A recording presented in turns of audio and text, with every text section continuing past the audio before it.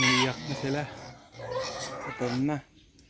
Yung pinapakain na fermented banana trunk na may corn. Yan.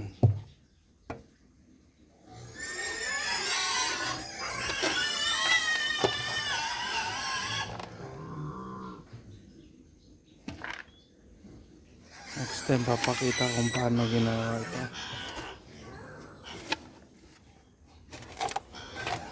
Ito 3 weeks ago ginawa. Kasama yung mga drum na yan.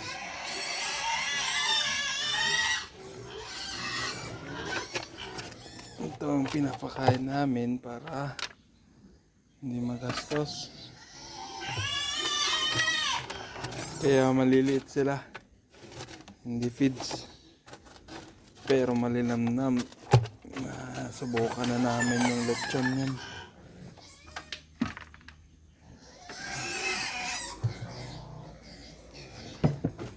Pagka ganyan na.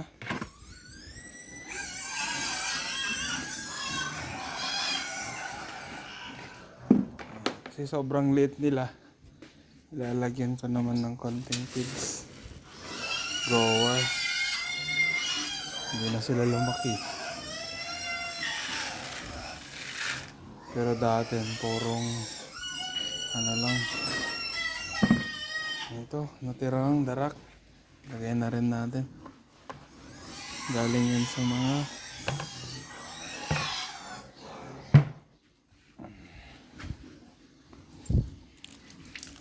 lagyan natin ng tubig. Mas madali kasi, mas masarap para sa akin ang wet feeding. Unlike sa mga hybrid. Hinaan muna natin tubig at tingnan natin kung paano. Ito, grower feeds. Hybrid. Ito, breeder.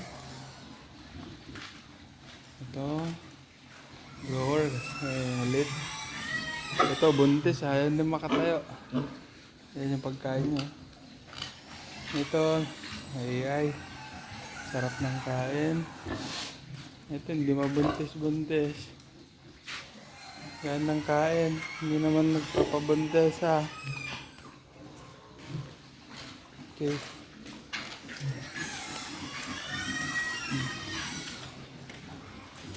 Mix na natin to.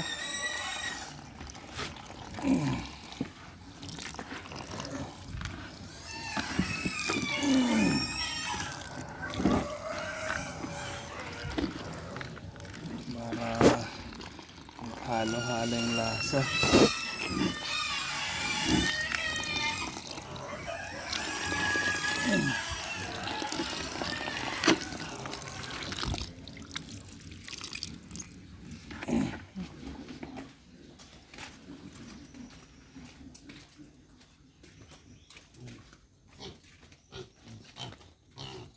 Na. Oops, daisy.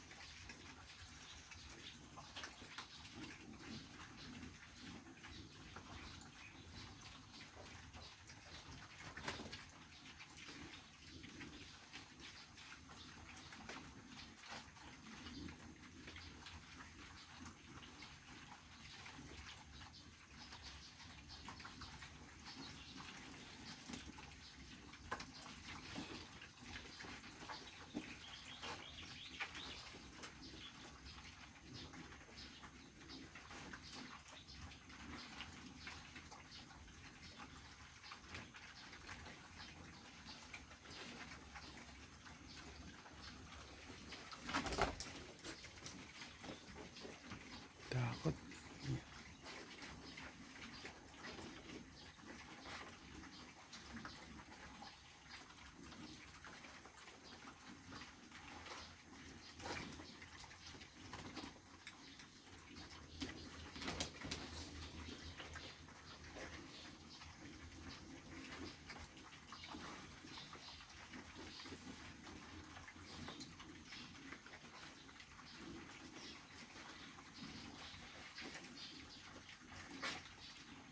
Okay.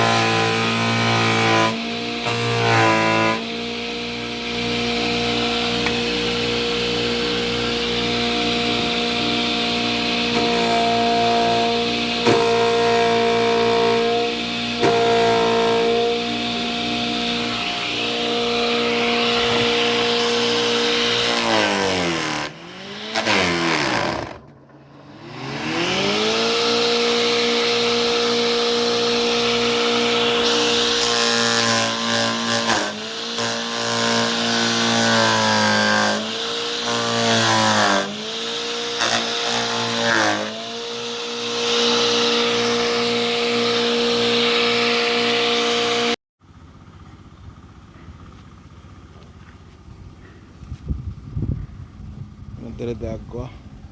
Nag-aantay na sila. Ayun na. Ayun na.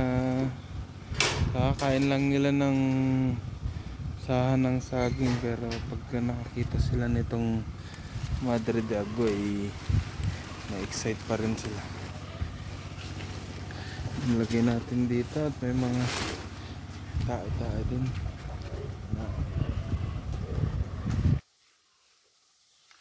Banat agad.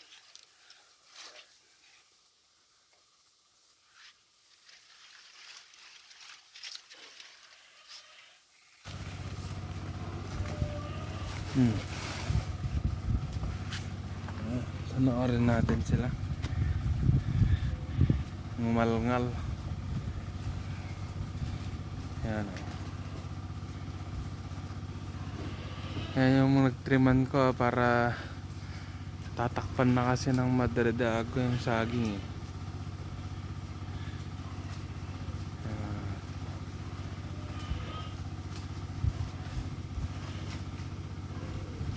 Ayan, galing dun yung Madrago sa likod lang ng pader na yan.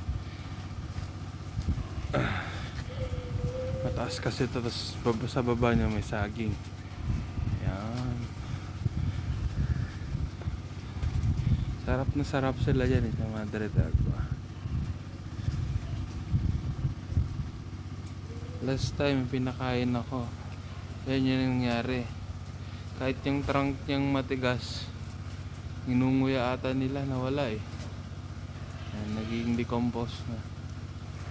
Pagkalaki nila, lilipat ko sila doon. Mga pwedeng gawing inahin. Kukunin lahat ng mga nila dyan, dumi. Lalagay sa mga saging tanim. Pwede rin sa palayan. Lilit pa sila eh. Kailangan pakainin.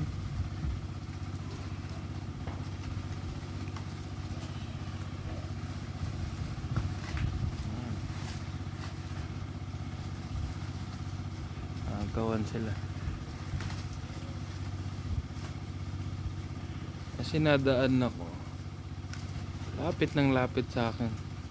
Dun sa gilid. Ayan. Dadaan ako sa titignan ko yung mga saging. Papahawak sila.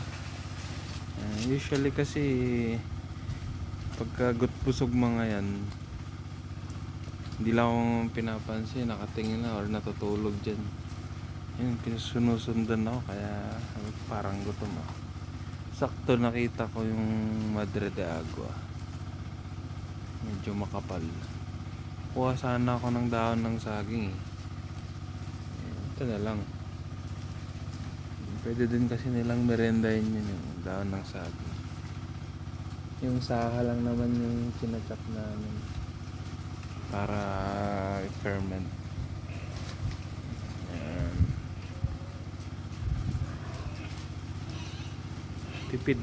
Tipid tips yan. Tipid tips. Magtanim ng Madre de Agua, saging, gabi ng San Fernando. Yung gabi kailangan lutuin pa yan. Ayan pa sila, hindi pa nababawasan. May saging ulit dun sa baba. Saging tsaka gabi ulit. Napier. Yung napier hindi ko pa napapakitang pinapakain na next time na lang. Try kong i-ferment yung napier kasi may nakita ko sa isang YouTube video. Pakain sila ng napier na buro. Ito okay din yun ah. Nakalimutan ko kasi yung pangalan ng next time try naman natin yan. May napier akong tanim sa taas eh, taas ng bundok. Ayan, pakita ko next time. Ito, may isa ako ditong gagawing bulugan. Ayun, nasa maliit pa siya. Siya yung magiging bulog dito sa batch na to. Actually, pati dun sa inahan ng mga to. Hindi nila kapatid yun, binili ko sa ibang native hog racer din. Mahal nga ang benta niya eh, 5,000. Kaso kailangan to. Madami-daming babae dito eh. Mga 6 bata o 8. Okay guys, masarap ang kainan nila. That's all. Thank you.